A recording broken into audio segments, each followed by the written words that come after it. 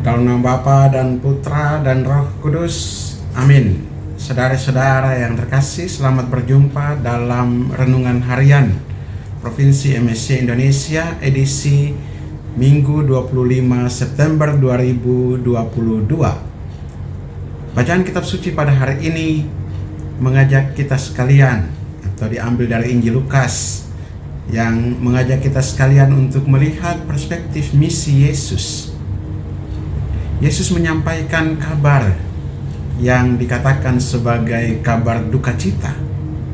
Bisa bayangkan kalau kita menerima kabar duka cita, tentunya yang ada adalah perasaan yang tidak menentu.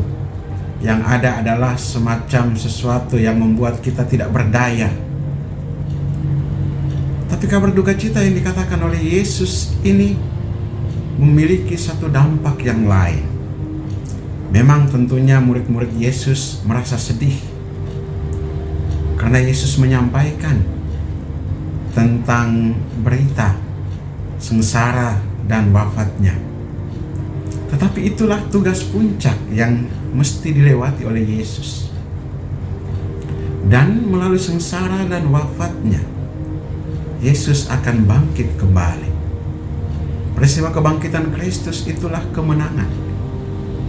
Makanya berita duka cita yang disampaikan Yesus sebetulnya berita yang mengarah kepada kemenangan, pemenuhan misi Yesus. Dan ketika Yesus bangkit, Roh-Nya memimpin para murid-Nya untuk senantiasa mewartakan kabar gembira, kabar sukacita karena kemenangan, karena kebangkitan itu.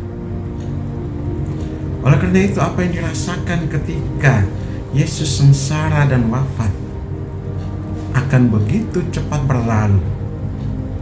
Seperti gambaran seorang ibu yang melahirkan, menderita kesakitan karena melahirkan.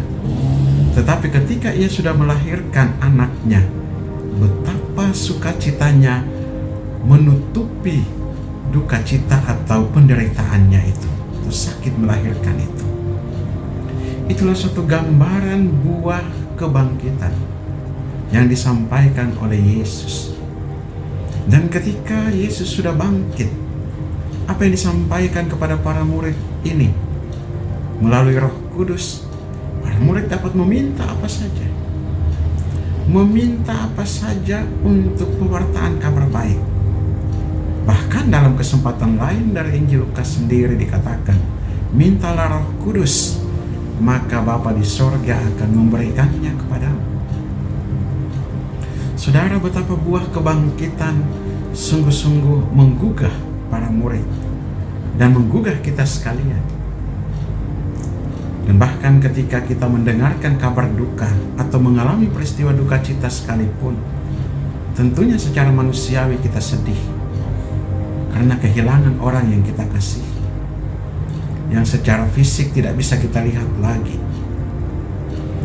Tetapi pesan Yesus tentang kebangkitan membuka harapan kita bahwa duka cita kita akan dilalui dengan satu kemenangan berkat kebangkitan Kristus yang memberikan ruang dan membuka tabir kegelapan maut untuk satu kehidupan yang abadi, untuk satu kebahagiaan yang kekal. Karena itu mari kita, saudara-saudara yang terkasih, kita maknai seluruh peristiwa hidup kita. Entah itu peristiwa duka cita, entah itu peristiwa sukacita, entah itu peristiwa kabar di mana kita mengalami sesuatu yang memberatkan kita, atau hal-hal yang membuat kita enteng dan ringan. Entah itu dalam kegagalan kita atau dalam kesuksesan dan keberhasilan kita. Apa yang kita minta pada Tuhan untuk memimpin hidup kita semata-matalah supaya Roh Kudus menuntun kita.